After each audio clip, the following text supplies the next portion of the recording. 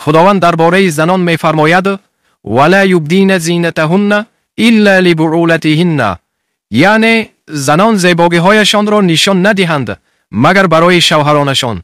اما شما در شبکه‌های اجتماعی زیبایی‌هایتان را برای تمام مردان به نمایش گذاشته اید که این مخالفت آشکارا با حکم خداوند است.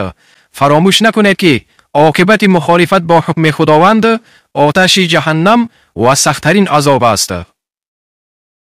چرا ما بر گناه اصرار داریم؟ نمیدانم چرا. استغفرالله، خدایا رهنمایی کن تو ما را. چه ها کردیم چه ها، استغفرالله، چه ها کردیم چه ها، استغفرالله. شدیم آغشته با فرهنگ غربی و سنت را رها، استغفرالله. نبارد قطره‌ای باران خدایا سبب اعمال ما، استغفرالله. نداریم با کم خود ما قناعت، طعام ما ربا، استغفرالله. نباشد الفتی با خویش و اقوام، چه شد صلح و صفا، استغفرالله.